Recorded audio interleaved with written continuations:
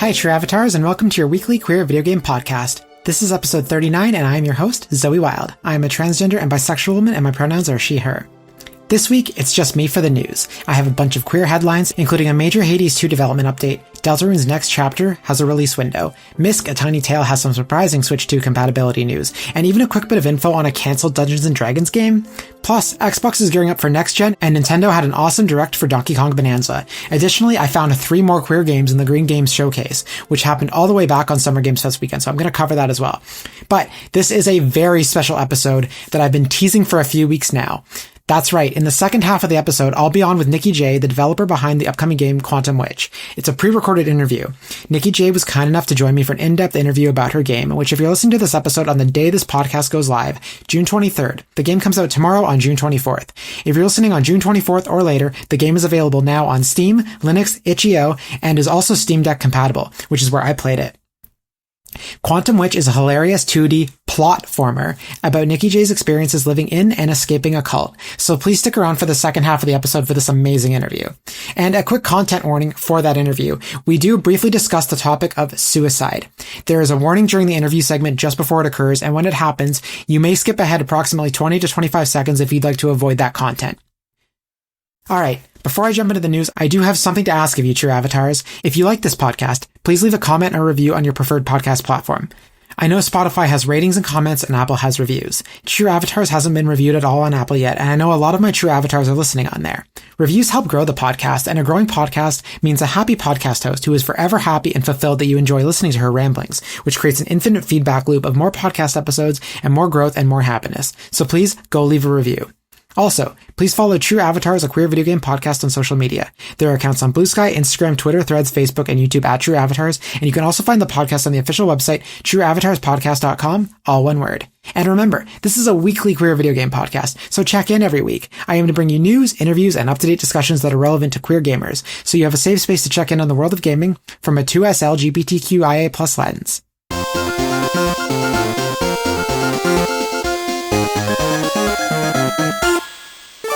Alright, True Avatars, it is news time. Our first headline this week, Hades 2 is getting very close to 1.0. So if you don't know what that means, or even if you do, don't worry, it's good news. Hades 2 is currently in development, available to the public on Steam as an early access game. The devs at Supergiant are now preparing for their 1.0 launch, which basically means the full release of the game. That means Switch 1 and Switch 2 ports should be coming around the same time it launches on Steam in full 1.0 release. Now, they didn't give a date, and obviously the last game's release date shouldn't mean that this is a guarantee. However, Hades 1 released in September 2020 on PC and Switch, with other consoles launching in August the following year in 2021. So my speculation is, are we going to see Hades 2 launch on PC and Switch 2 this September, or at least sometime this fall? If they're getting close, I have to imagine it'll be before the end of the year. And I think August or September seem like a good time to launch, but obviously they might not be ready for that soon, but, you know, we're hopeful. And there's also some Deltarune news for Chapter 5's release window, and to be honest, it's not coming as soon as we hoped, but it's still on a good schedule, I think. So anyway, in a previous episode, Amy Lynn and I discussed hope that Deltarune's next chapter, Chapter 5, would be coming later this year. But it seems it's currently planned for 2026. So, at least there's a window, you know, for this game's next chapter. Because you've now paid for the game. If you're playing Chapters 3 and 4, you've now actually paid for the full launch, like the full price for the full game. But you only have access to a little over half the game's content. So the fact that we know when the next chapter is coming is a good sign, but also the fact that it's coming in 2026 means it's coming a lot sooner than between chapters 1 and 2 and 2 and 3. Obviously 3 and 4 launch together, so nothing's going to beat that. Maybe 5 and 6 come together. I doubt that because they're only teasing chapter 5 at the moment. But if I had to guess personally, based on the current development cycle for chapters 3 and 4 and then moving on to chapter 5, maybe we see chapter 6 next year. Chapter 5 next year, and then Chapter 6 in 2027, and then maybe Chapter 7 in 2028, if we are indeed only getting 7 chapters, or, you know, as many as 7 chapters for that matter. Amy Lynn does seem to think we're getting 7 chapters, and a lot of people on the internet seem to as well. I'm personally waiting for the full launch of the game for all 7 chapters, because I feel like my attention span, I'm just not going to remember everything that happened, waiting that long between chapters. And then going back to play a game I've already played, it might still feel a little too familiar to go back and play it that soon. So I am just going to wait for the full launch of the game. Plus, I do think this is a game that I'm going to want to pick up a physical copy of down the road, and I do think it's going to get a nice, beautiful physical edition with everything on the cartridge, hopefully on Switch, or maybe, a nice release on PS5. So if I'm going to play it, if I'm going to pay for the game, I prefer to have the whole game there and get the whole experience in one sitting. So in the meantime, I'm going to live vicariously through Amy, Lynn, and Devona, who hopefully are going to be on the podcast in the next few weeks to kind of do like a non-spoiler cast / partial spoiler cast on chapters 3 and 4. I feel like it's really hard to do a not spoiler cast episode, but we're going to do our best. Okay, next up, more queer news. Misc, a Tiny Tale, is going to perform better on Nintendo Switch 2. So Misc, a Tiny Tale, it's kind of like Chibi Robo meets like Mario 64. It's like a lost early GameCube game. Not really, but that's kind of the vibe I'm getting from it, both visually and mechanically, right? It's like a collectathon from like the late 90s, early 2000s vibe. So anyway, it's due out July 22nd on PC and Nintendo Switch 1, but it's not getting an official Switch 2 release or Switch 2 patch because the devs do not have access to dev kits for Switch 2. And to be honest, as far as I know, a lot of developers do not have access to dev kits for Switch 2. But Michael Pierce, the lead developer of Misc, a Tiny Tale, confirmed that the game will run with an unlocked frame rate so that when it's played on Switch 2, it will be able to hit 60 FPS at 1080p in handheld mode, which is a big jump from Switch 1. He's saying that parts of the game will run 480p at 30 FPS in some areas on Switch 1 in handheld mode. So that's a pretty big leap. And if that's all technical nonsense to you, that's fine. The gist is that basically, if you play this game on Switch 2, Switch 1's performance is going to be just fine. You'll be able to play the game there. But if you play on Switch 2, it's going to look a lot clearer and it's going to look a lot smoother. So I'm looking forward to that because I have a Switch 2 and Misc, a Tiny Tale is one of my most anticipated indie games ever. And so I'm just waiting for July 22nd. Like I said, the plan is going to be Pokemon Direct and then playing Misc, a Tiny Tale on my Switch 2. And I really love those early 2000s platformers like Mario Sunshine, Pac-Man World 2, are two of my favorite platformers, two of my favorite games of all time. And this is evoking? It's definitely giving those vibes. So evoking. I think evoking is the correct word. You can tell I'm stumbling over myself. I'm a little tired. You're probably used to hearing that at this point, but June has just been a very busy month for me. So anyway. But yeah, I guess all I'm trying to say too is with this is that hopefully more indie games coming to Switch 2 can release, or Switch 1 rather, can release, with an unlocked frame rate and resolution. So that way when they come to Switch 2 or are played on Switch 2, they perform just a little bit better.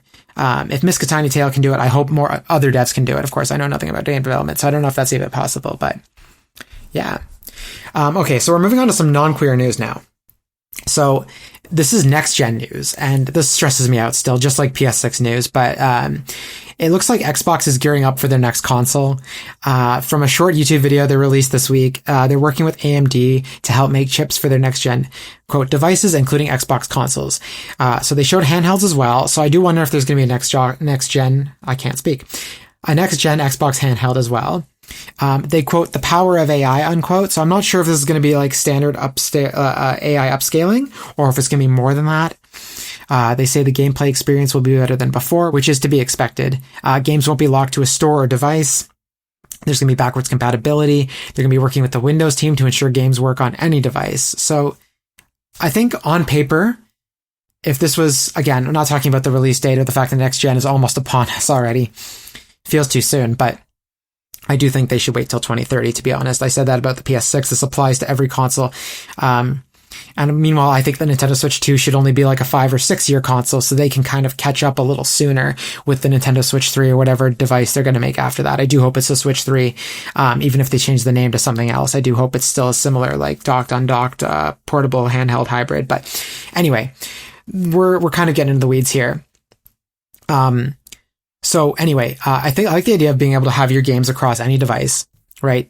Everything is an Xbox. I think that's a very cool idea, whether you're cloud gaming or you're running it natively, or, you're playing a slightly worse version of the game on handheld.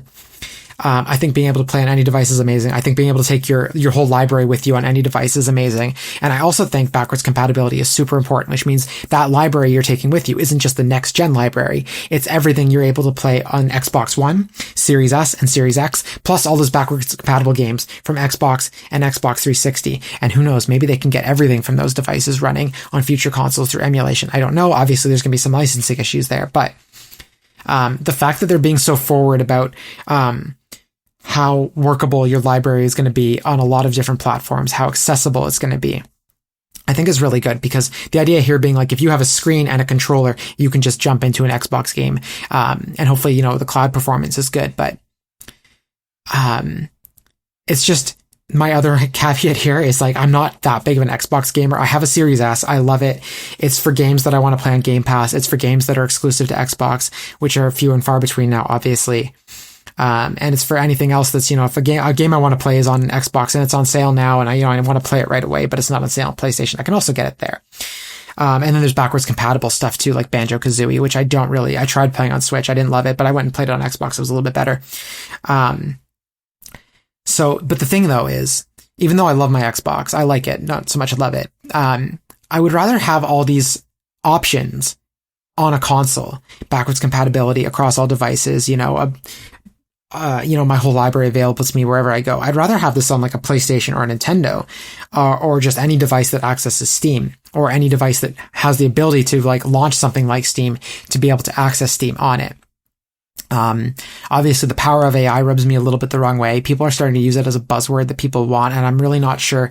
I wonder if they're trying to gaslight us. If we hear these words enough, AI sounds good, they're just going to slowly brainwash us into thinking AI is good. So I don't really love that, but my other concern is these next gen Xbox consoles. I don't think they're going to sell. Xbox is trailing behind Switch One. It's trailing like way behind Switch One. It's trailing behind PS5. And the fact that they're going third party with a lot of their games says to me that like maybe they're kind of going the way of Sega.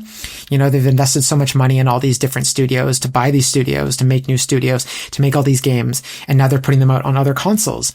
And I do have to wonder, like, if they're going to sell better there, eventually people aren't going to want to buy an Xbox, because, you know, if I can play the next gen Xbox games on my PS5 or my PS6, you know, and my PS5 runs better than my Series S. Like, you know, I know obviously we're talking next gen consoles here as well, but anyway, all that is to say is that I think I would much rather play a lot of these Xbox games on my Nintendo Portable, you know, or on my PS5 where they run a little bit better. Obviously, if I bought a Series X, it would be a different story, but, you know, the Series S at the time was very cheap. Like, it was on sale. I think I bought it with like points from a store. So like I got a discount on it even more. And then, you know, for a year or so, I was playing on Game Pass, which was also a deal in and of itself. I haven't had time to play a lot of games that were, you know, Games Pass, you know, paying for a subscription. I think I have my issues with subscriptions too, to be clear, but like, you know, I was playing on Game Pass for the first year. So that was also kind of a deal. So, you know, I just don't see, and if Game Pass is going to be available everywhere too, like let's say, you know, if they make Game Pass available on Nintendo or on PlayStation, it's already on PC, right? So like if they could get it running on Steam Deck even, like I don't know that I have a reason to use my Xbox nearly as much as my other consoles, especially if the exclusives are coming to other consoles. Like Gears of War Reloaded, I'm eventually going to play that after on a sale probably, and I don't think I want to play it on my Series S unless the first time the sale happens is like on the Xbox Series S, for example. But if it's launching everywhere at the same time, it's probably going to go on sale everywhere at the same time as well. So anyway, I'm rambling now. I'm in the weeds with this. I have mixed feelings on next-gen consoles. Xbox for different reasons than PS6, obviously. But let's move on to some Nintendo news here. So they had a direct this week. It was not the big direct everyone's been hoping for, where, you know, they kind of like talk about all the third-party games that are coming over, you know, hopefully some of those Xbox exclusives we've been talking about, release dates for all their future games. No, this was a Donkey Kong Bananza specific direct. And at first I was kind of like, oh, only a Donkey Kong, but then I thought about it more and I was like, you know, I'm really excited for Donkey Kong. I played a bit of it, and besides the motion sickness, because I had us standing really close to the screen at that demo, I thought it was fun. I thought it was really, really fun. And this direct made the game look even more amazing. Like going into that Mario Kart direct, I was like, after it, I was like kind of whelmed. But this, I was just like, somehow I was even more sold on this game. Like I already wanted it day one. I already had a pre-order locked in because of the way my Switch 2 pickup went. So anyway, this game looks amazing. Let's talk about this direct. So they showed off 15 minutes of gameplay details and their big 3D platform, and this really does look like the next Mario game. Like, I don't think, if the 3D Mario team is making this game, I don't think there's a 3D Mario for 3, 4, 5 years at this point. But they revealed that Odd Rock, the little purple rock character that kind of rides on Donkey Kong's back, that's kind of a fake out. It's actually Pauline trapped in that rock, and a little bit of the ways into the game you unlock, like you free her from this like it's like a duct tape rock prison thing. I don't even know how to describe it, but she's in there, and it's not the mayor from Mario Odyssey that we know, or the damsel in distress from the original Donkey Kong game that we know. She's younger, the age of a kid. So I'm wondering if this game is a prequel to Mario or some kind of like a quasi reboot. But she uses her singing as a power to help you interact with the world, kind of like how Odd Rock was in those initial playthroughs that Nintendo did on the Treehouse, which you can check out on YouTube. It's basically more or less what I got to play at my demo as well, right? So Odd Rock would sing a little bit and help you interact with the world. And I assume unlocking Pauline proper gives you more access to more singing abilities. But also for younger players, or even your friends, she's also kind of like a co-op option. So she's your player 2. A second player can control Pauline while player 1 controls DK. It looks to be kid friendly. So if you want, your kid or a younger cousin or sibling to play with you, you absolutely can. But the way the game works basically is the game works with these mini open areas, kind of like Sonic Frontiers or Mario Odyssey. But each open area is actually a sublayer as you move your way closer to the center of the earth, basically. You're trying to go to the core of the earth. And I counted several different sublayers to this game. I saw a jungle, I saw a tropical beach, I saw a snowy area, desert, cavelands, grasslands and caves, sorry. And there's triple digits in the sublayers numbering system. So I do expect a lot of levels to explore. And the demo I played one sublayer. But then when you broke through, down to the next sublayer, it still looked visually, aesthetically the same as the sublayer. So sublayer 1 and sublayer 2 looked similar aesthetically. It was like the same environment, but just a different layer down. Now, every time you went to sublayer 2, it like reset you back to sublayer 1. So I assume developers didn't want you to play sublayer 2. They wanted you to stay on sublayer 1. But I do think it's really cool how much they've got going for this. I think it's going to be a very big game. The movement looks amazing. Destruction controls, the combat, they all look and feel very smooth and fun. Even when I was playing it, the frame rate was amazing. The only thing was I was standing so close to the screen that it gave me motion sickness. But I think if I was playing this a little farther back from the TV and I can take breaks and I didn't feel so rushed to move through the world so quickly because I was trying to see as much as I could also, right? I think this is going to be a very special game. Super quick, there were tons of collectibles that also let you unlock costumes for DK and Pauline, and even palette swaps for DK's fur. Yes, you could give him trans flag colors. Trans DK is real. DK says trans rights. There's Banandium gems, which are like this game's power stars or power moons from Odyssey that you find. There's lots of music from across the DK series. It seems like a very musical game, not just with Pauline singing. It sounded like there were some tracks in there where she was singing as well, similar to Jump Up Superstar from Mario Odyssey. But also, I heard the DK rap. I heard music from Donkey Kong Country. So there was all kinds of stuff from across the series. It seemed very faithful. This is not just a new version of DK, but it is also a throwback to the classic DK games that we all know and love. There were lots more details in this direct. I could not possibly cover them. But please go check out the video. I do link it in the show notes or, down below in the description, however you describe the notes or description for the show. The only other detail I did notice is that Diddy and Dixie Kong are back. They're in the game with slight redesigns. But they're there, so go check them out in the trailer. It's very brief, of course. But this game is out July 17th for Nintendo Switch 2. It is not coming to Switch 1. This is one of the earliest Switch 2 exclusives, and I do think this is a game we're going to be talking about for years because it looks very special. Next up is a very short piece of news because I'm not too versed in Dungeons & Dragons anything. I haven't played Baldur's Gate, but a canceled Dungeons & Dragons game from a few years ago has had some footage leak. But I just wanted to include this news here in the podcast because in case you wanted to go look at it, plus it would just be me describing 10 minutes of footage. It's very visual. I could do that, but we'd get very bogged down. But I think it's just a little sad, but very interesting to go check out this Dungeons & Dragons game that seemed very far in development that got canceled. And I also know D&D is very popular in the queer community, so I just wanted to mention that. And also, too, if enough people see this canceled footage and love it, maybe the game gets uncanceled. I'm not saying it'll happen. I'm not guaranteeing it. It might not even be a possibility ever, but, stranger things have happened, right? So maybe it gets uncanceled. All right, we're down to our last news story now, True Avatars. Thank you for hanging in there. It's been a quick news week, for sure. CD Projekt Red recently released some footage for Witcher 4, and they said it's coming to PS5. So I could talk about the footage, the gameplay footage that we saw. I'm not really going to do that too much. I'm not sure how queer Witcher 4 is going to be. But I think what's interesting to talk about this news is that they said it was coming to PS5. I'm not sure if we knew before what platforms the game was in development for until now, but if it's coming to PS5, I'm thinking the game's full release could be planned for sometime between now and maybe 2028. So let's say 2027 is the year the PS6 launches. Let's say November, December, holiday 2027. The PS6 comes out. And I'm sure there's going to be a next gen version of a huge game like Witcher 4, right? Like Cyberpunk 2077 released. I think it released shortly after on PS5, or at least it was least backwards compatible, but it did eventually get a PS5 version. But if they're planning for PS5, you don't want a PS5 exclusive game or a PS5 only game to kind of launch too late after, the PS6 kind of takes over. So I'm wondering if like 2027 or 2028 might be when this game is coming out. It feels far away, but if you think about it now, 2 or 3 years from now isn't that far away for a game that we really haven't heard too much about. They haven't said too much about. It's really just a tech demo that they showed off this week. So I do wonder if this is one of those games that's going to release around the PS6 launch for the PS5, the same way Cyberpunk 2077 released for the PS4, but also was backwards compatible on PS5 because it came out just after launch. I do hope the game runs better and it's not a Cyberpunk level disaster at launch. Obviously, Cyberpunk 2077 has been fixed quite a bit and is now a very playable and very loved game. But I guess we'll see. It's in Unreal Engine 5, so they're not using a native engine this time, or a proprietary engine rather. So hopefully the game does run better because they're, running on a tested engine. So, and that's our news for this week. So we are now going to quickly move on to the Green Games Showcase. This is kind of the last straggler from the Summer Game Fest weekend. I found a few more queer games.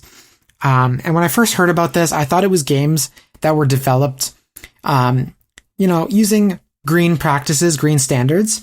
But they're more games that kind of that in them work to promote, green living, environmentally friendly living. But anyway, this comes from Planet Play. Planet Play, and I'm quoting here from the Steam page, Planet Play is a not-for-profit platform that empowers gamers worldwide to contribute to environmental action through in-game purchases and gameplay with our affiliated game studios. We are creating a movement designed to inspire, educate, and mobilize players to support our planet and its rich diversity of life through the games we love to play every day. So, I found 3 games. I actually found 4 queer games in this showcase, but one of them used AI as one of its core customization aspects, and I wasn't sure if I wanted to include it. However, if you want to look this game up, I won't link the game itself because I don't necessarily know if I want to promote it, but I will link the Green Games Showcase in the show notes, and I will tell you the name of the game. It's called Avakin Life, and it's a mobile game that is coming soon to Steam. And aside from the AI bit, it actually looks like a very good queer inclusive game. So I'm very torn on this, and I'm not going to talk about it. I've also talked about a lot of games lately, so I do want to kind of highlight the ones that are a little more, less morally gray. So anyway, if you're interested, go through the Green Games Showcase. There's not too many games in the list. You'll find Avakin Life there, and you can look it up for yourself if you're interested. Again, Avakin Life. Like Avatar and Kin, I guess. But the first game here is called Ritual of Raven. And so this is kind of like top-down, I want to say isometric, farming sim. But it's kind of silly because you don't really do the farming yourself. You kind of create commands that you kind of program for these constructs to do the farming for you. It looks cute. I'm not sure I fully understand the gameplay. There is a demo though if you're interested. But anyway, I'm just going to read here the summary from the Steam page. And it's also very colorful, by the way. It's got a very pretty art style. I do think it's a very charming looking game. I just don't fully understand the gameplay aspect myself. But Ritual of Raven is a cozy story-based farming sim. But you don't do the farming yourself. Instead, you collect and enchant arcana constructs to grow your magical herb garden. In a world where different traditions of magic live side by side, ambitious Ambitious plans were made to open portals between worlds, but the ritual went terribly wrong. Those involved each lost something most precious to them, and the portals became unstable, randomly spitting out new arrivals into the world. After falling through one of these mysterious portals yourself, you encounter the local witch Sage, who decides you're the best person to help her in her quest. Taken under her wing as an apprentice, you'll be able to help search for her missing familiar, Flufferstoop. I love that name, by the way.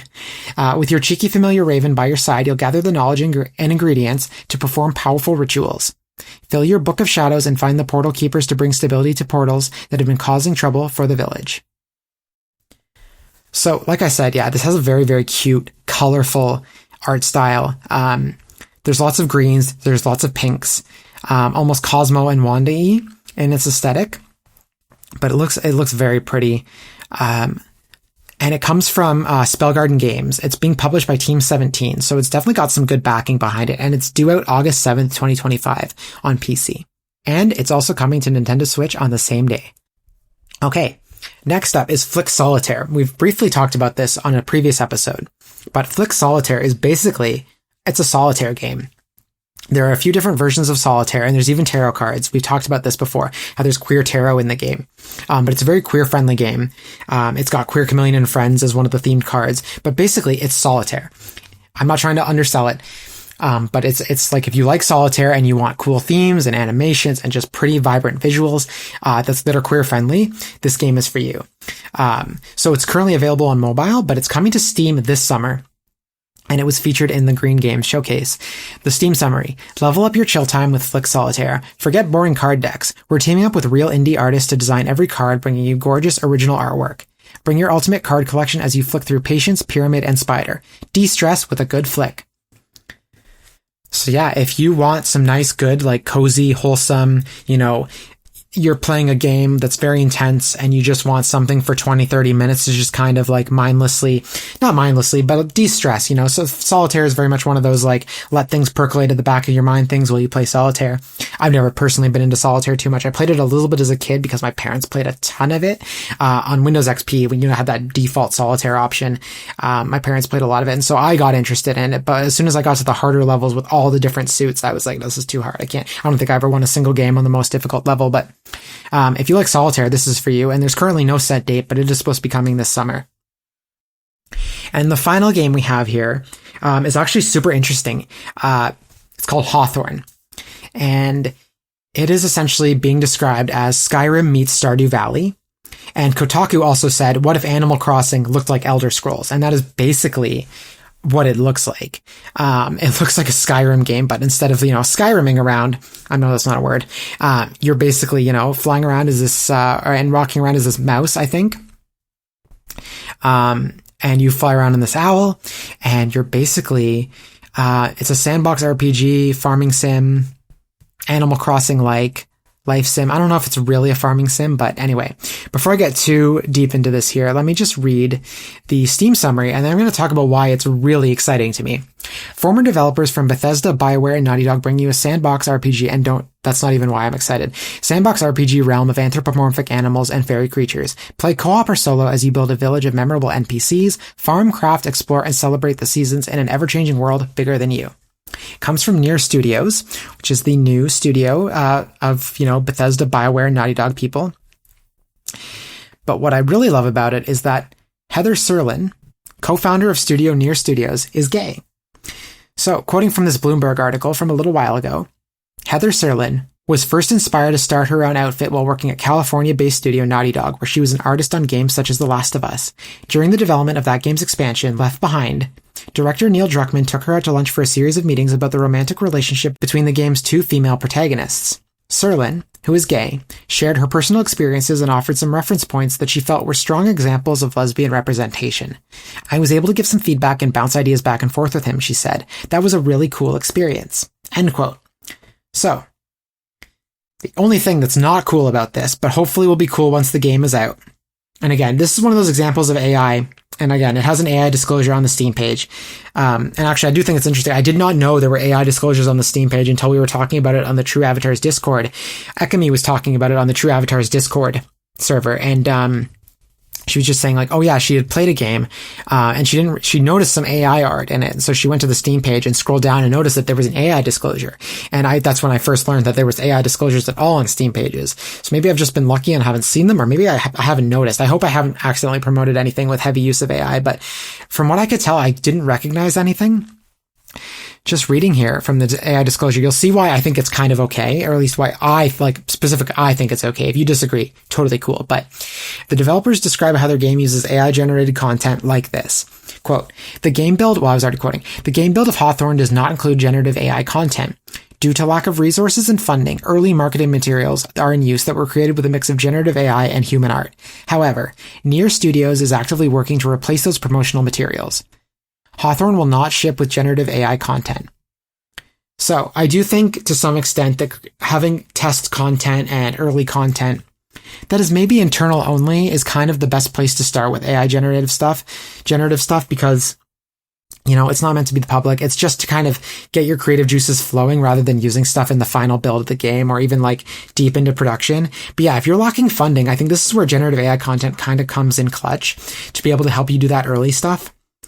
So they did have a Kickstarter and the game was fully funded. In fact, I think it doubled its funding. So that's good. So now they have the funding to not use generative AI content, but the fact that they're using it in marketing materials is really my point here, is where it's a little bit of a red flag for me that you would show this off. But again, if you're trying to get funding and you're trying to get funding to not use generative AI content, I kind of see where they're coming from. I think there is a place in gaming content for generative AI content. And even to be honest, Avakin Life that I was talking about earlier, they're using it for texture generation. So not texture generation that they're making for the game, but it lets the player create new textures for themselves in the game to personalize. And I'm kind of the proponent of like using AI to like maybe let you interact with NPCs on a deeper level than would have been possible than if, you know, someone was sitting there for years on end writing every possible dialogue branch you could have with an NPC, you know, letting you do that. You know, again, making a generative textures is another one of those things where it's kind of a gray area where it probably wouldn't exist at all if it wasn't for AI. So including it as a bonus might not be such a gray area. Again, we all might feel differently about this. And it is important to do your own, research on what AI looks like and how it's being used and whether or not you feel comfortable with AI at all, or where you draw the line, right? Because, you know, there's AI upscaling in most games now, right? Where it's just upscaling. It's not generative. It's just enhancing the image that is there. So, you know, game devs can focus on other areas. And again, it's one of those things where you have to find where to draw the line for yourself, right? But it does feel a little Trojan horsey where, we're kind of letting these things get into the game. You know, we're kind of letting AI in the door with these smaller things. And then suddenly once we're comfortable with it, you know, maybe we're more comfortable with other things down the road. And then, you know, so I don't know. To be honest, I have very mixed feelings about it. I use it at work, not a lot, but more than I thought I would be at this point in my life. So I guess we'll see where it goes, but Hawthorne, I'm excited about. The final game will not have any AI content. It's just to get them over a hump. So it is where I draw the line right now. We'll see in a year where this goes, right? You know, or even, you know, in 6 months where this is going to go. But anyway, thank you for coming to my TED Talk. I know I make that joke a lot, but I really did get on my soapbox there to talk about AI content. I do think Hawthorne looks amazing. It's got a great trailer. It really does just look like Skyrim. But you're, you know, wandering around as this rodent. You're flying around on this owl. There's weather effects. It looks visually stunning. There's this one cute shot where you're kind of like dragging a pumpkin behind you, but it doesn't look like it's like, it looks like it looks like it feels like the pumpkin is empty. So it's like kind of like a jack-o'-lantern, except it hasn't been hollowed out, but it'll just kind of look, from a physics perspective, it just looks really funny with this rodent on 2 legs dragging this pumpkin around behind him. So yeah, and it's made by, you know, a queer developer at the co-founder of the studio. So, you know, we got to support queer content where we can. And, you know, again, you know, go check out the trailer, go read, you know, more about AI and how it's being used in the game. There's more information on the Kickstarter page as well. And I'm not trying to, again, promote the Kickstarter, just to say that the game has its funding and there's more information on Kickstarter pages. I do like to peruse them because usually they're much more open about content than they are on a Steam page, right? Because they're trying to get funding from you, right? The player. So Anyway, like I said, thank you for coming to my TED Talk. That's all I've got to say on that for now, and that is the end of the Green Games Showcase. So next up, I'm going to be back on after this musical interlude with Nikki Jay, who's making Quantum Witch. Stick around.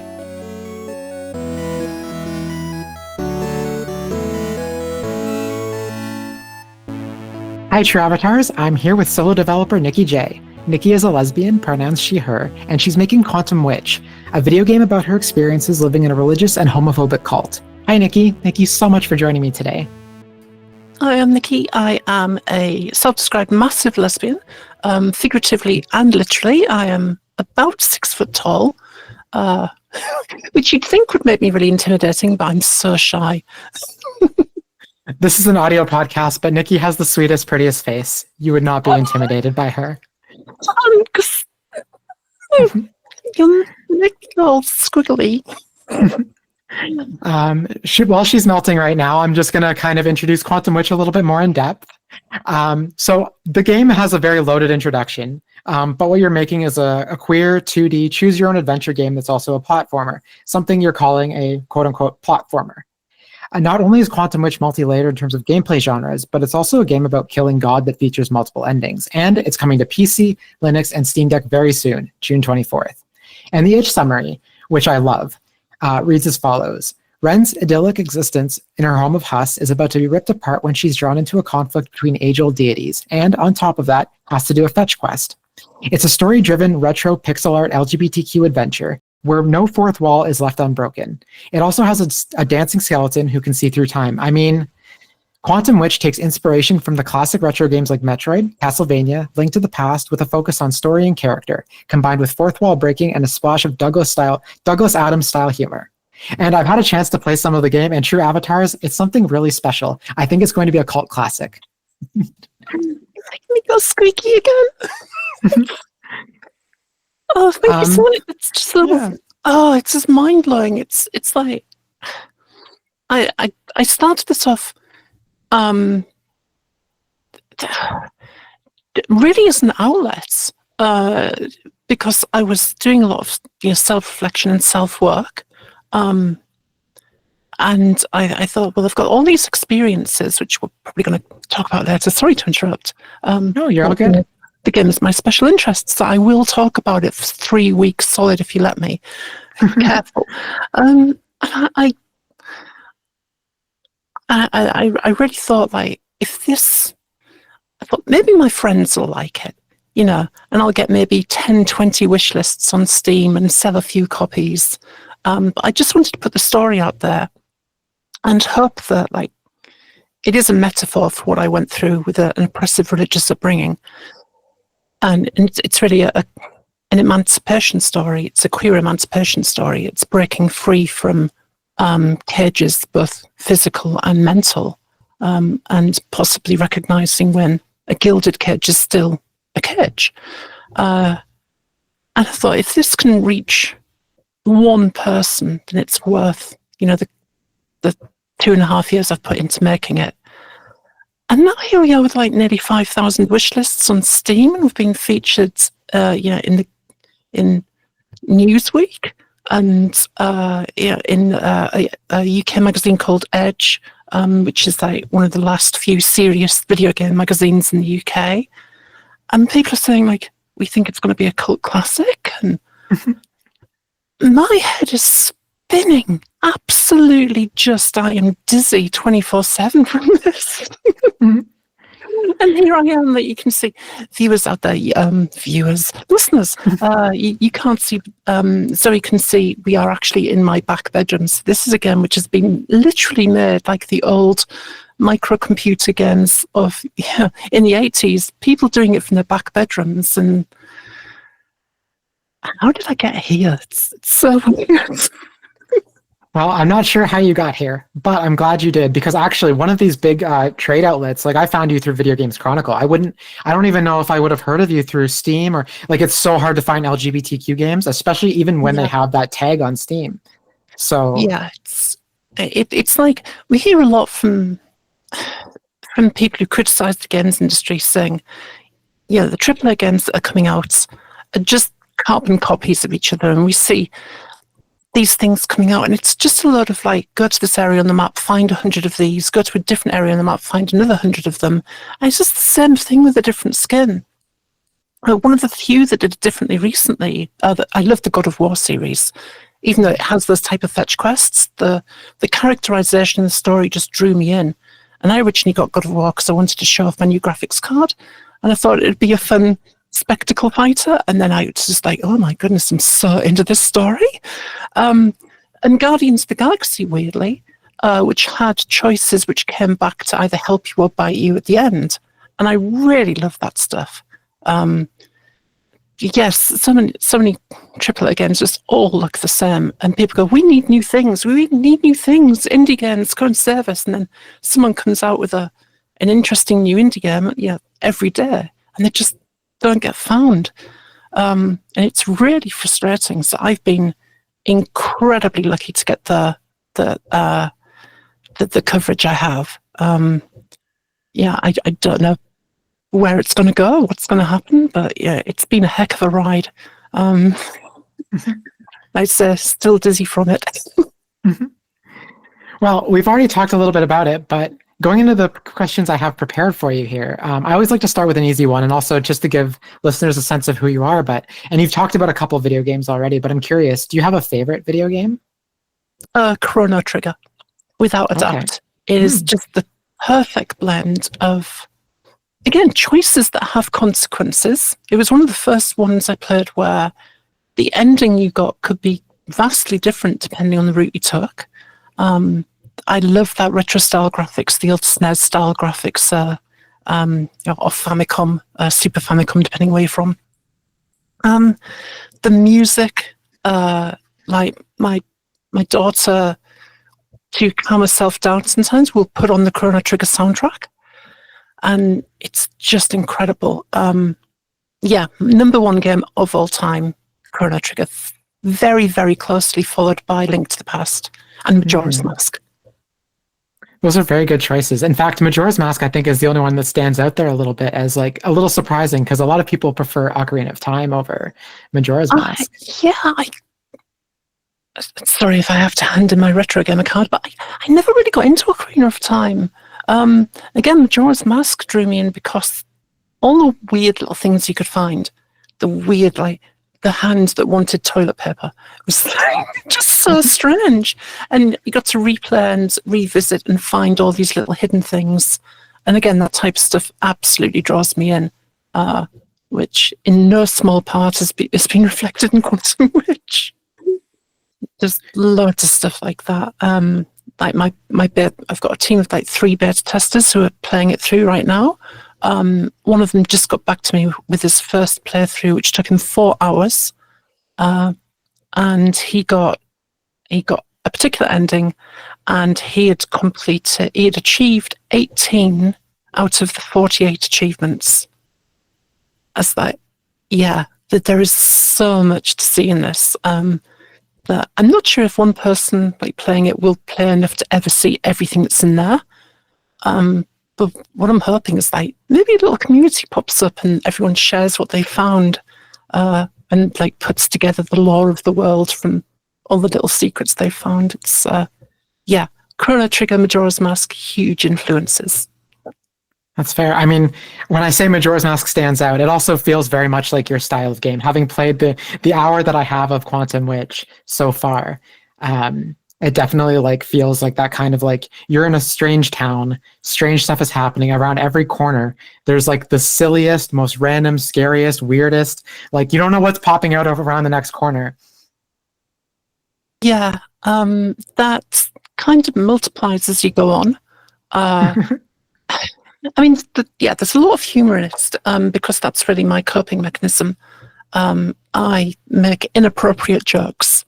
One of the biggest compliments I got from someone who played the demo was that she was laughing and then caught herself and went, I shouldn't really be laughing at that, but it's really funny. Welcome to my life. It's that's just my coping mechanism. I'm not saying it's a healthy one, but humor is, I like to look at the world and just go, this is absolutely absurd, isn't it? it's like all the stuff that people get hung up over, and we're not here for that long. Yeah, you got to be kind. You got to do what you can and live your life and love and leave it at a better place than you found it. But to get hung up over like, oh, two women are in love. Well, let them be in love. Why not? It's increasing the amount of love in the world. Let them get on with it.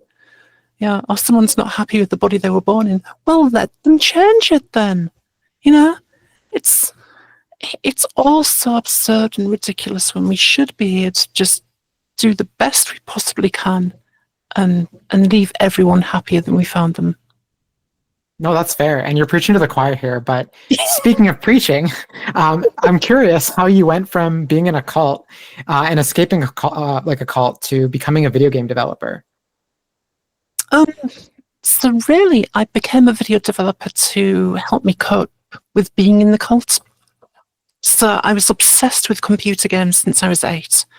And the group I was in, they don't go and live on a compound or anything. I mean, well, some of them do. But for the most of them, they just live like regular people, but they don't allow any relationships with people outside of the group. So all your friends, all your social network, all your support structure is within the group. And if you leave the group, they completely cut you off. So you are totally alone. And it's very much ruled, especially with children, ruled by fear. So parents will say things like, if you don't obey your parents, God will kill you. And God could come back at any time and kill you in the most horrible ways possible. It's just, use fear to get your kids to do what you want. Trigger warning of wanting to be unalive coming up. Skip forward for a minute if you don't want to hear it. But one of their doctrines is that if you die, you've paid for your sins. So when I was 8, I thought, well, if I kill myself, I'll be fine because I'll have paid for my sins. And that was the first time I ever thought of doing that. And it was also around that time I played on a friend's Spectrum, ZX Spectrum, which were big in the UK, not so much in America and outside of Europe, but over here, huge, that type of 8-bit microcomputer. And I played on a friend's, and it was this silly little game about being a garbage man. And you would run up the street, putting the bins into the back of the truck, and there were people having problems in their houses, and you could either choose to go help them or stick to doing your job, and it was a bit of a gamble. Could you go help them and get a tip, or were you going to stick and try and do your job the best you could? And I was just absolutely entranced because there was this self-contained world inside the computer that I was interacting with. And I was lost in it, even though the game doesn't hold up very well today, but I was totally entranced by it. And it was then I thought, I want to make worlds like this. I want to use these computers to make worlds like this. So I spent my summers making silly little text adventures for me and my siblings to play. And just with ridiculous jokes in them and utterly absurd characters.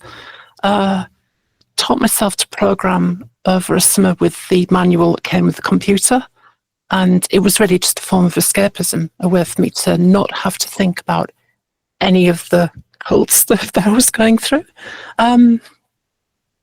Yes, I just got obsessed because I'm autistic. I tend to get obsessed with things and need to know everything about a subject, and it provided me with a career because programmers get paid to program, and that eventually it took me a long time to get out of the cult mindset.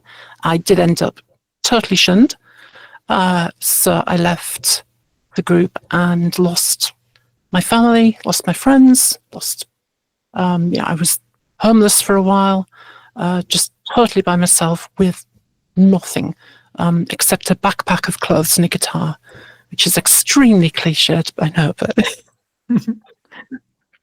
that's what I chose.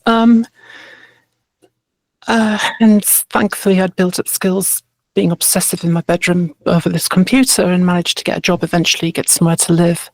And my brain was still, when you're indoctrinated from that age, it stays with you for a long time.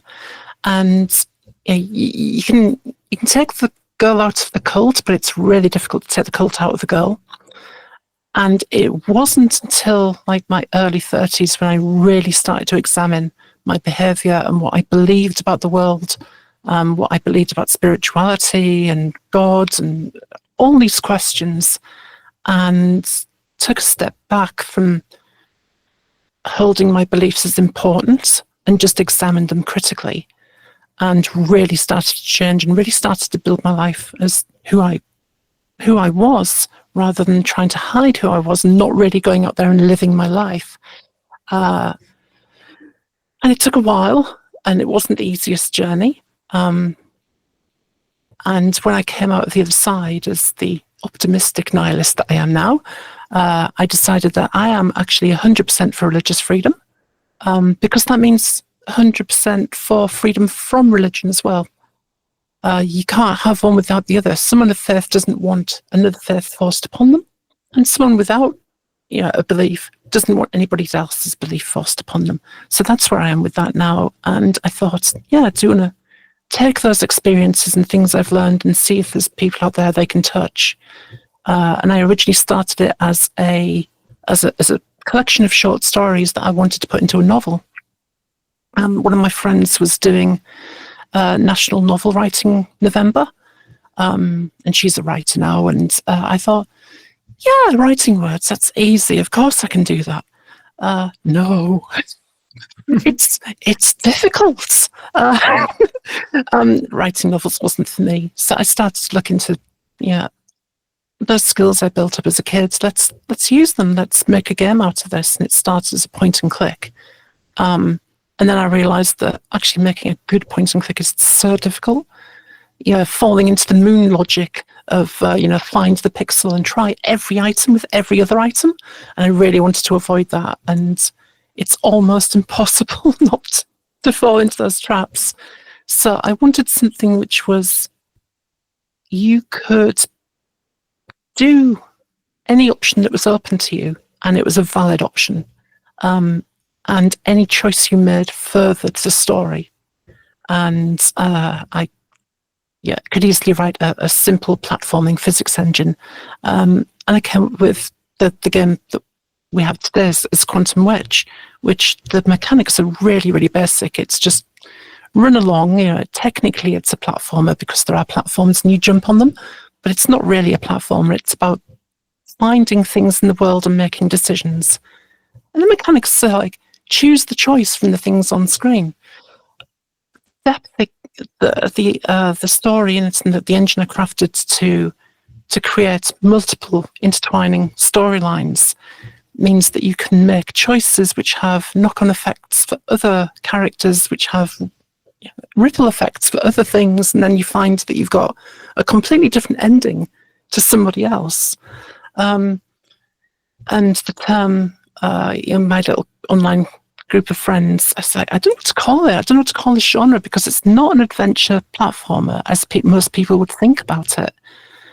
It's not, it's kind of an RPG, because you do play the role you want to play. You can be kind and caring and selfless, or you can make decisions which benefit you, or you can just choose to let everybody do what they want to do and go prime directive and say, I'm not interfering. In fact, one of the achievements is called Prime Directive.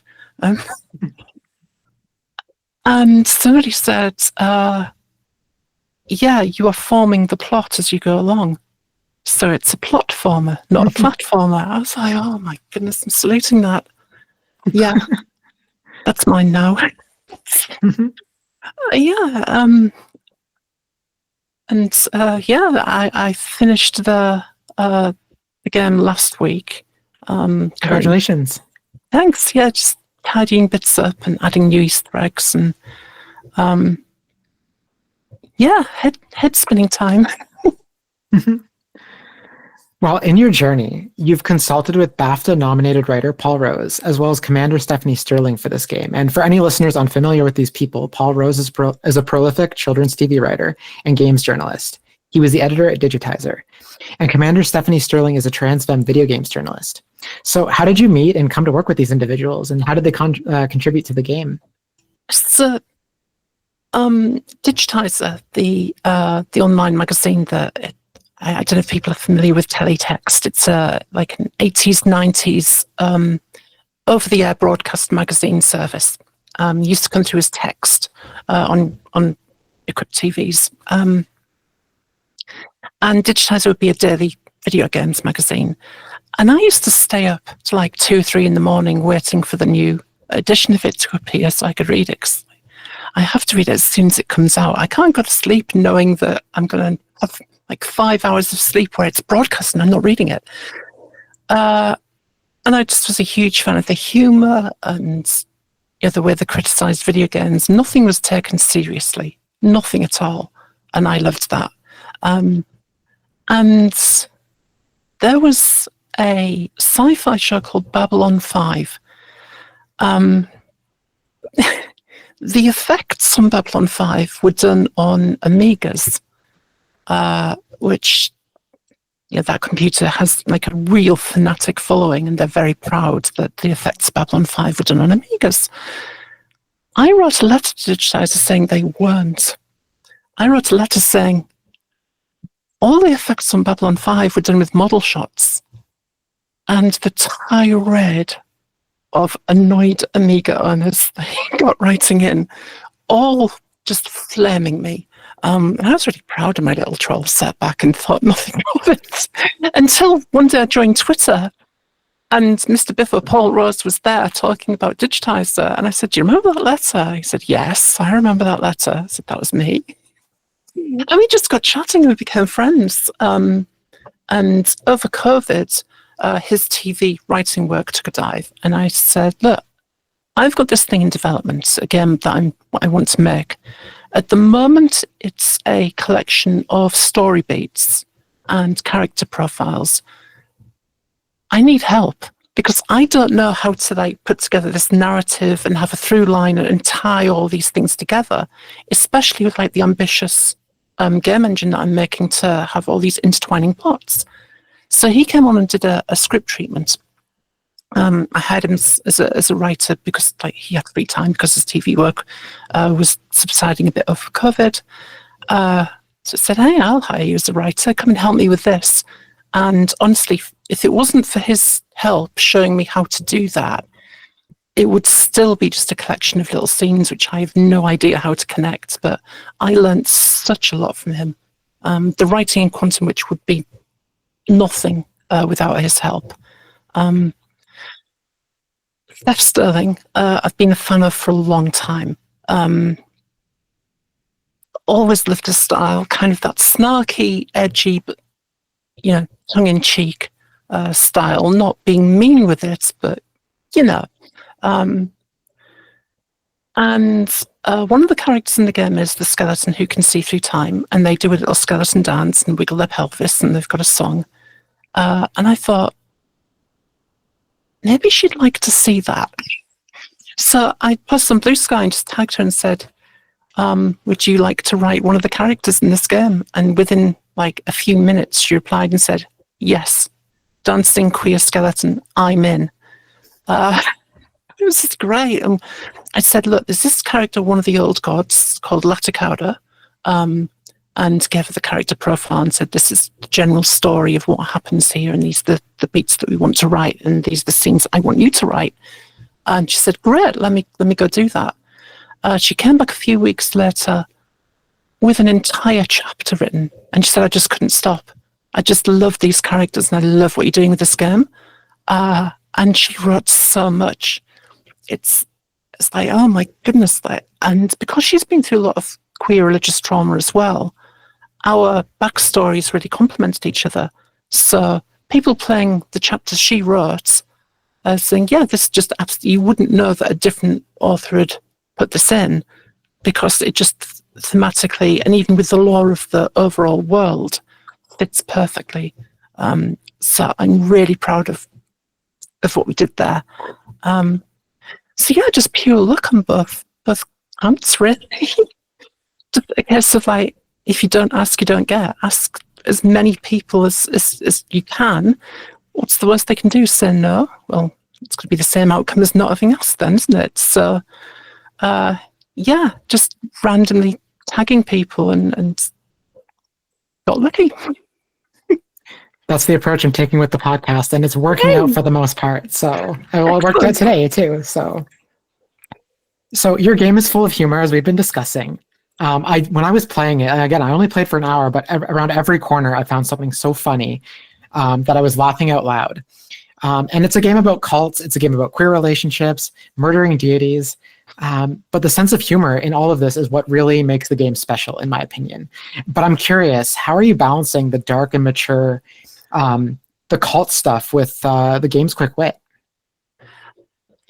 In the early section, there's a lot of just taking the absurd nature of the group I grew up in, and the most absurd parts, putting them to the scenes, turning the saturation up to 100, and just turning them into something funny.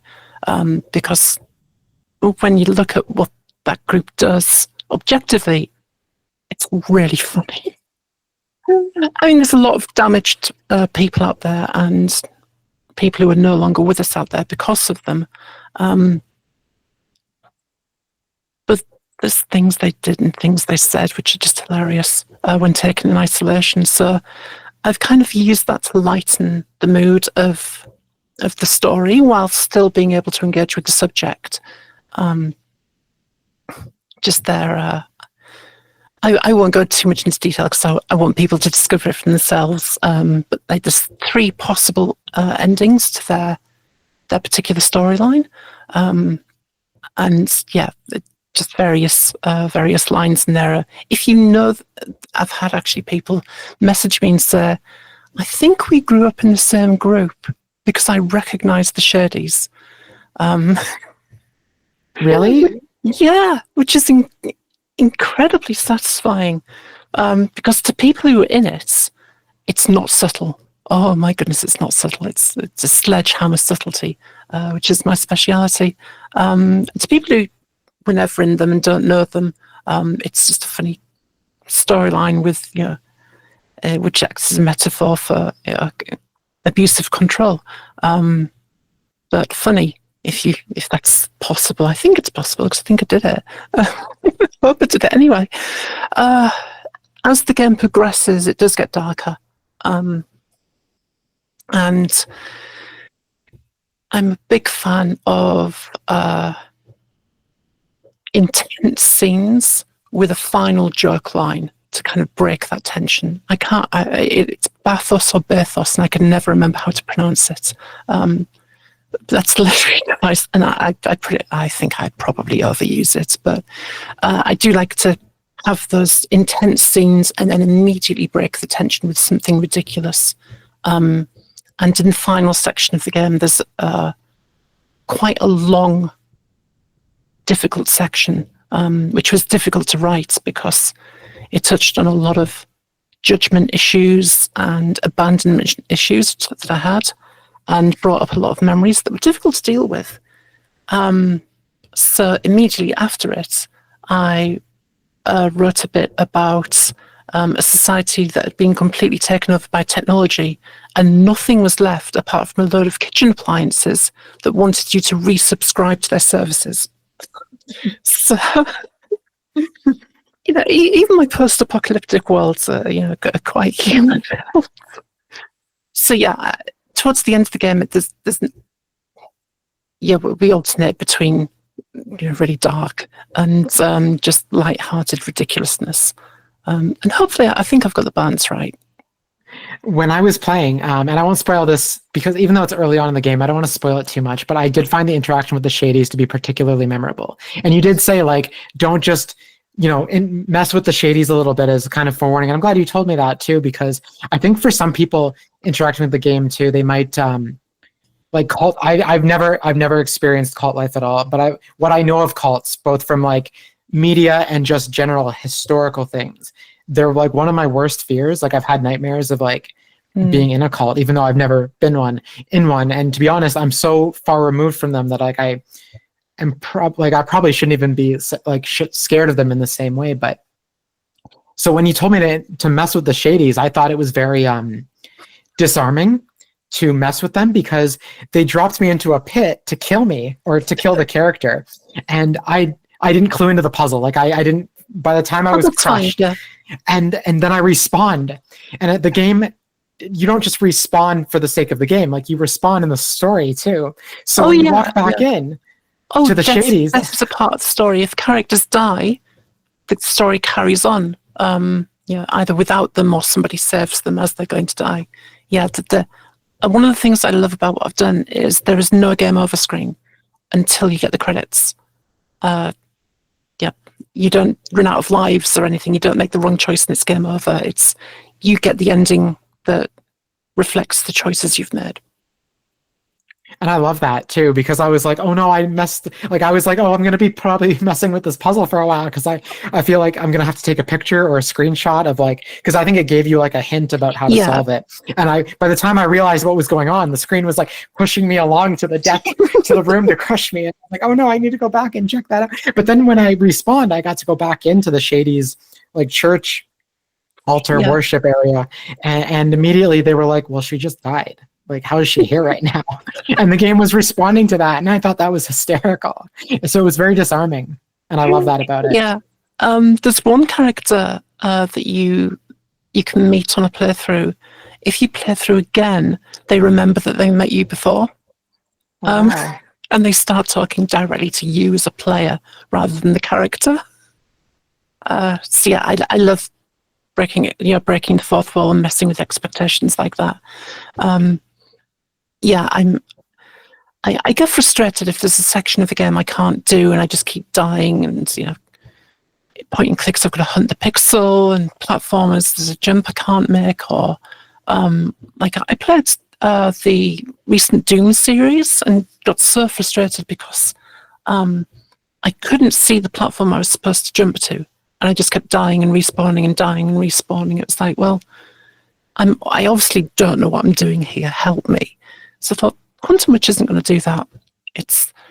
There's like one or two tutorial sections where if you don't make the jump, you just do respawn until you've learned how to do the thing. But in terms of the story, no game over. It's wonderful watching the beta testers make the decisions. Yeah, I have spreadsheets like miles long, just keeping track of all of the different decisions that can be made and how they affect the others. I don't know how I do it. I do, actually. It's autism. Yeah, it's it's being obsessed.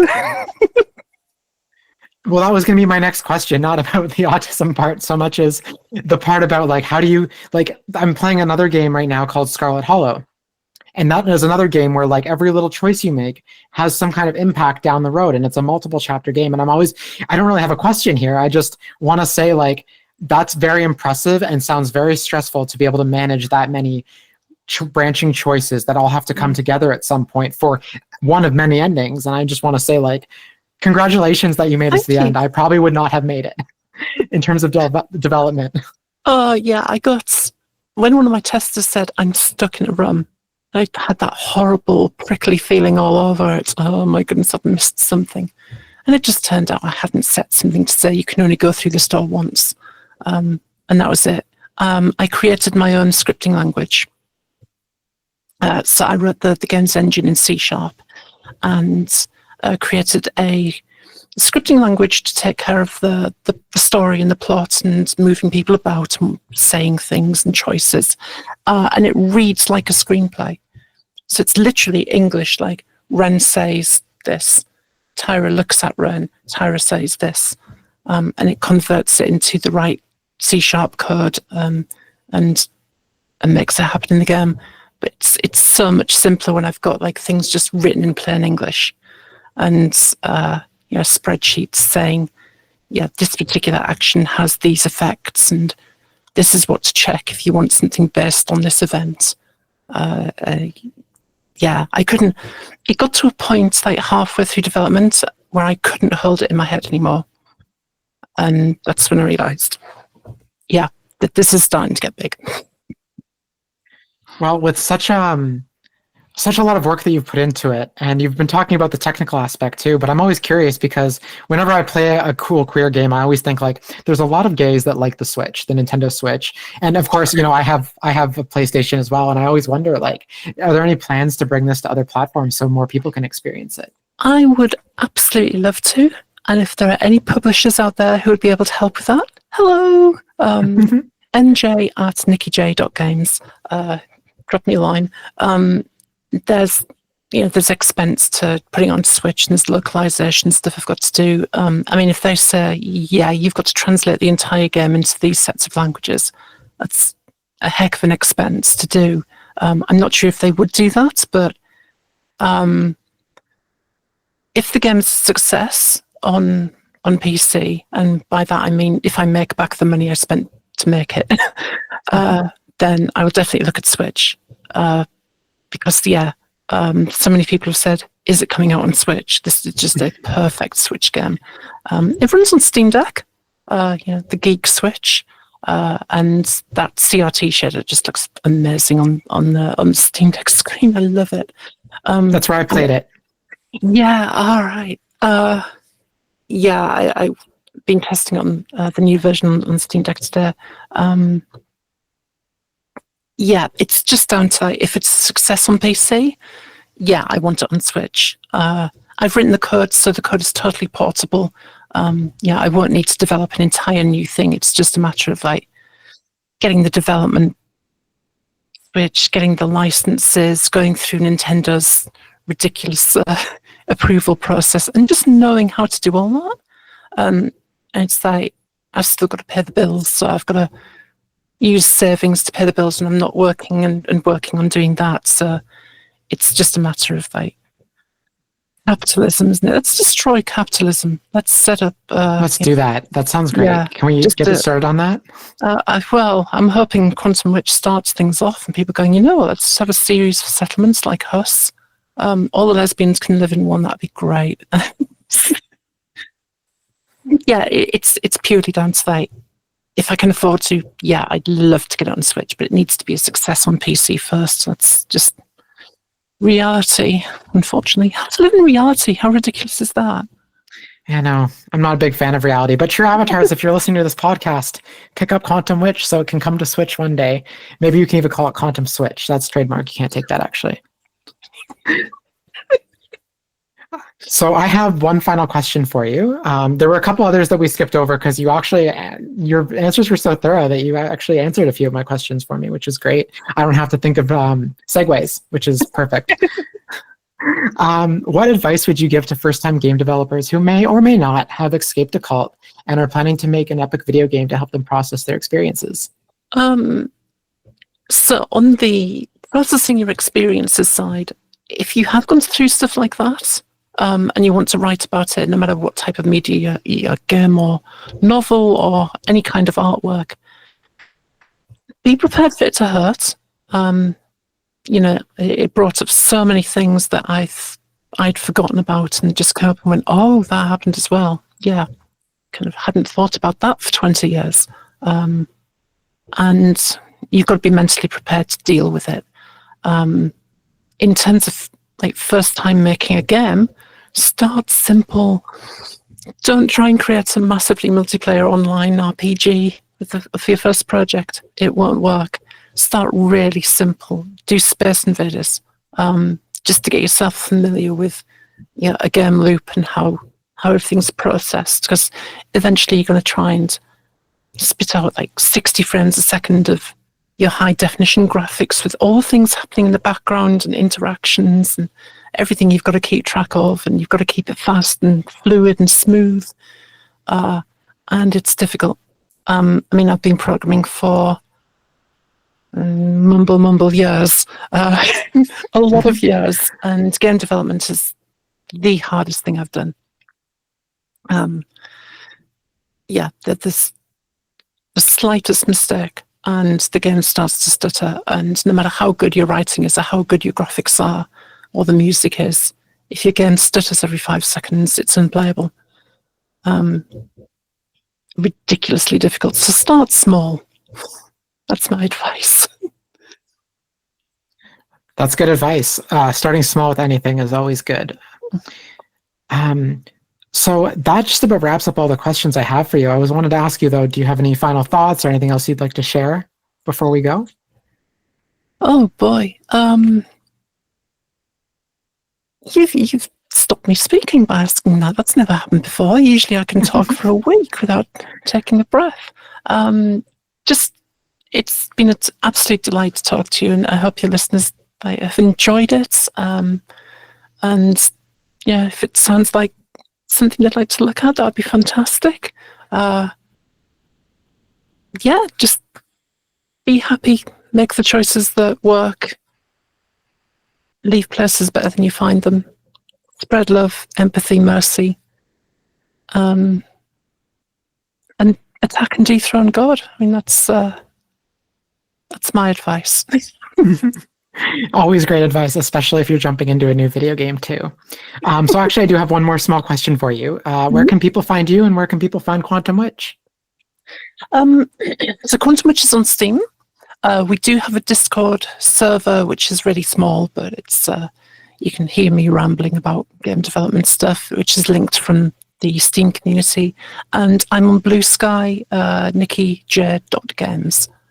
That's where I post ridiculous jokes, like Matte Finish would be a brilliant name for a painter. Well, I'm sorry, puns are my weakness. I love puns. When I won't lie, when I wrote I think this game is going to be a cult classic joke, I was like, I hope that's not insensitive, because I think it's hysterical. Yes. Well, thank you so much for joining me. It has been an absolute pleasure both playing your game early, and I can't wait for the full game to unlock, but also speaking to you both on social media, through DMs, and now here in the interview. It's been an absolute delight. I'm so excited for Quantum Witch. Thank you so much, and I will forgive you for making me go squeak and melty. True Avatars Quantum Witch is due out on June 24th. If you're listening to the podcast, that's tomorrow on the time of release. If you're listening to this podcast after the day of release, Quantum Witch is already available on Steam, Linux, and Steam Deck. Yay! Thanks, True Avatars, for joining me for another episode of your Queer Video Game Podcast. If you've made it this far into the episode, I really appreciate you taking the time to support queer-made content. If you want to support the show, it would be really great if you could leave a rating, review, or comment on your preferred podcast platform. I welcome you to check out the website, trueavatarspodcast.com, all one word. That's trueavatarspodcast.com. You can also find the show on Blue Sky, Threads, and YouTube under the handle @trueavatars, all one word, and on Instagram under trueavatars. Importantly, if you or anyone you know is queer and involved with video games in some way, please don't be shy. I would love to hear from more queer voices in video games. Your voice is unique and valid and worth sharing with the world. And if you don't want to be on the show or know anyone who's interested, but you know about a cool queer video game or a games industry story that's queer related, please let me know. The show's official email is trueavatars.podcast@gmail.com. That's trueavatars.podcast@gmail.com. You can also feel free to reach out via the website or the aforementioned social media pages. Things are tough out there, and queer people need to stick together when we can. Bye, True Avatars. Thank you so much for listening, and I look forward to speaking with you all again next week. Take care and stay safe.